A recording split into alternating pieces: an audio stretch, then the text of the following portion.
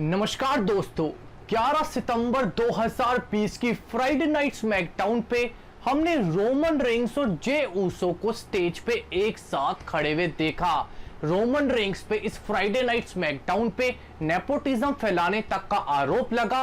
तो क्या हुआ इस फ्राइडे नाइट स्मैकडाउन में रोमन रेंस और जे ऊसो के बीच में, और क्या है इसका इंपैक्ट क्लैश ऑफ चैंपियंस 2020 पे, होगा दोस्तों इस वीडियो में रिवील। मेरा नाम है नितिश वशिष्ठ एंड आप देख रहे हैं WWE हिंदी एम्पायर चैनल। हमें फ्राइडे नाइट स्मैकडाउन की शुरुआत रोमन रेंस और पॉल हेमन के सेगमेंट के साथ देखने को मिली, जहां पे रोमन रेंस को सबसे पहले पॉल हेमन ने इंट्रोड्यूस करा और इस बार उनको समोन डायनेस्टी का ट्राइबल चीफ कह डाला। साथ में उन्होंने जे ऊसो को भी इंट्रोड्यूस करा और हमें रोमन रेंस और जे ऊसो आमने सामने खड़े दिखे। जे ऊसो ने सबसे पहले पॉल हेमन को थैंक यू करने की बात कही कि उन्होंने उनको फेडल 4-वे मैच में जगह दिलवाई थी। पर दोस्तों पॉल हेमन कहते हैं कि उन्होंने तो कुछ भी नहीं करा, उनको उनके बॉस रोमन रेंस से इंस्ट्रक्शंस मिली थी कि मेरे ब्लड लाइन, मेरे भाई जे ऊसो को इस मैच में एडजस्ट करवा दो।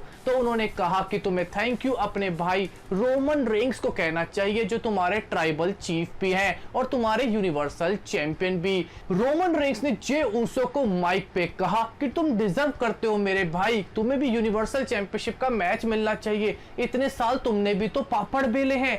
दोस्तों रोमन रेंस ने जे ऊसो को याद दिलाया कि जैसे वो जब बच्चे थे उनकी पिटाई करा करते थे, ऐसे ही कुछ वो पिटाई क्लैश ऑफ चैंपियंस 2020 पे करेंगे। जे ऊसो इस बात से एग्री नहीं करते, कहते हैं मेरे भाई अब हम बच्चे नहीं रहे, अब हम अडल्ट बन चुके हैं। इतने में ही दोस्तों हमें किंग कॉर्बिन आते हुए दिखते हैं, जो सबसे पहले रोमन रेंस पे एलिगेशन लगाते हैं कि तुम रोमन रेंस अपने भाई जे ऊसो को यूनिवर्सल चैंपियनशिप मैच में लेकर आए हो और ये एक नेपोटिज्म का सबसे बड़ा सबूत है। इतने में ही हमें शेमस आते हुए दिखते हैं, वो भी रोमन रेंस पे सेम एलिगेशन लगाते हैं। पर जे ऊसो माइक पे शेमस और किंग कॉर्बिन को एक टैग टीम मैच के लिए चैलेंज कर देते हैं। ये मैच हमें रोमन रेंस और Jey Uso versus Sheamus and King Corbin का मेन इवेंट पे देखने को मिलता है। इस मैच में दोस्तों जे ऊसो की एंट्रेंस के दौरान ही शेमस और किंग कॉर्बिन जे ऊसो पे अटैक करते हैं और हमें रोमन रेंस आते हुए भी नहीं दिखते। और दोस्तों इंटरेस्टिंग बात यह है कि जब शेमस जे ऊसो को ब्रॉक किक मारने वाले होते हैं, तब इतने में रोमन रेंस का म्यूजिक बजता है और जे ऊसो उस डिस्ट्रैक्शन का फायदा उठा के शेमस की पिटाई करना शुरू कर देते हैं। रोमन रेंस भी रिंग तक पहुंचते हैं और टैग करते हैं जे ऊसो को। जे ऊसो को पता नहीं चलता, जे ऊसो शेमस को एक फ्रॉग फ्लैश मारते हैं, जिसके बाद रोमन रेंस रिंग में आके शेमस को एक स्पीयर लगा देते हैं।